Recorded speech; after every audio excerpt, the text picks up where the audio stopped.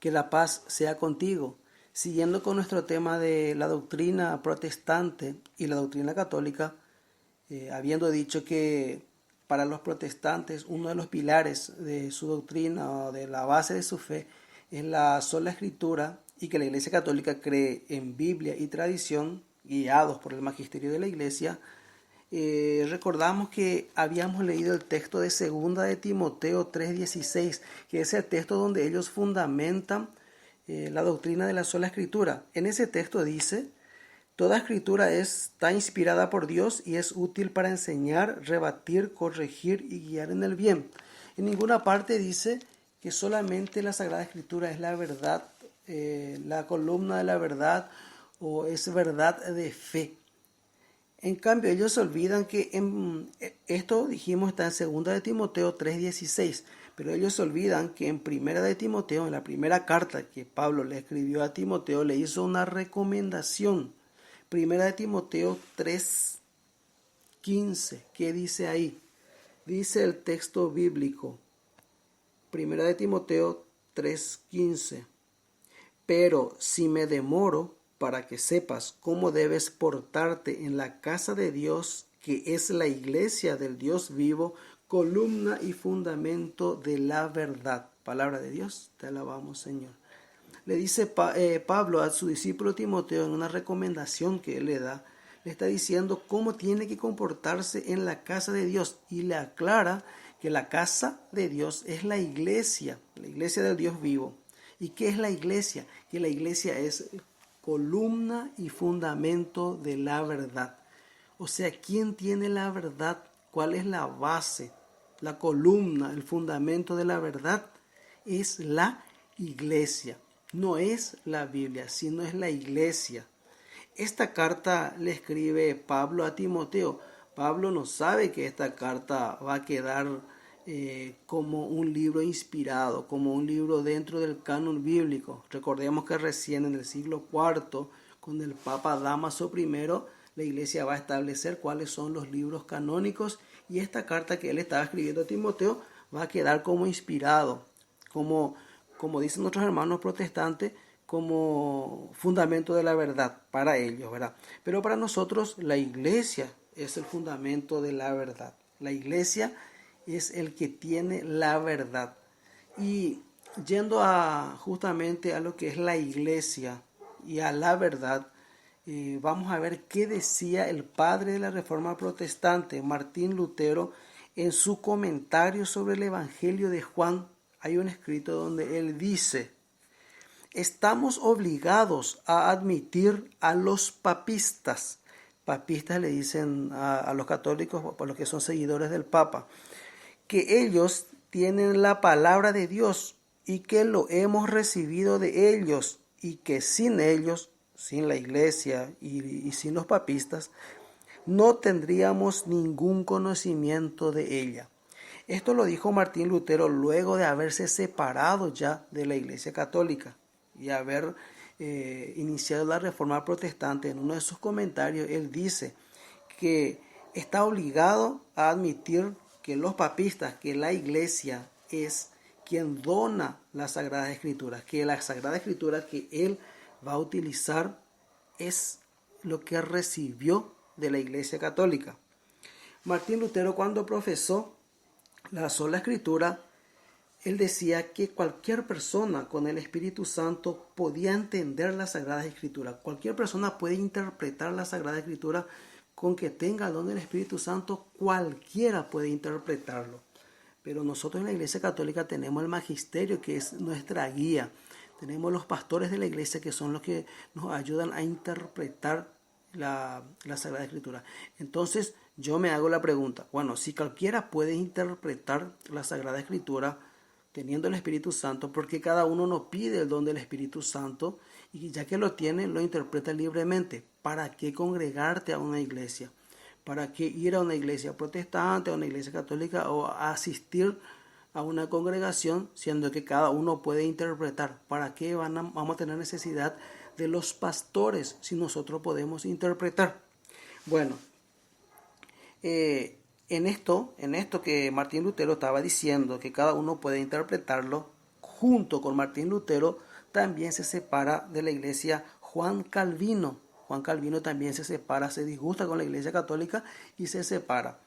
¿Y qué le dice Juan Calvino a Lutero? Le dice, bueno, Martín Lutero, a mí el Espíritu Santo me ha revelado una cosa totalmente diferente a lo que te reveló a vos. A mí el Espíritu Santo me ha revelado la verdad, le dice Juan Calvino. ¿Qué responde Martín Lutero? Hereje, que lo manden a la hoguera. ¿Y qué le responde Juan Calvino? Martín, el hereje sos vos. A vos te tienen que mandar a la hoguera. Y ahí aparece un tercero, Orlis Zwinglio, que muy caritativamente le dice a los dos, tranquilos, no se peleen ustedes, que yo tengo la verdad. A mí el Espíritu Santo me ha revelado la verdad. Yo leí la Biblia y a mí el Espíritu Santo me reveló la verdad. Ahí tenemos a tres personajes. Tenían la misma Biblia, habían recibido el mismo Espíritu Santo, pero los tres tenían una interpretación diferente. Juan Calvino creía en la salvación por predestinación. Martín Lutero creía en la salvación por la sola fe. Y Zwinglio creía en la salvación por la sola gracia. Entonces son tres doctrinas diferentes, el mismo Espíritu Santo, la misma Biblia. Pero los tres se les reveló algo diferente en cuanto al tema de la salvación, algo que es vital para el cristianismo. Entonces, la Biblia no puede interpretarse cada uno de acuerdo a cómo se le parezca.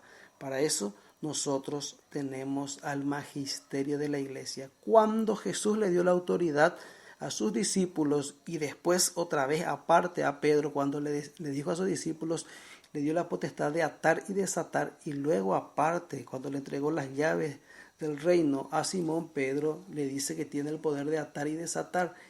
¿Qué dijimos que significa atar y desatar? Interpretar correctamente las Sagradas Escrituras.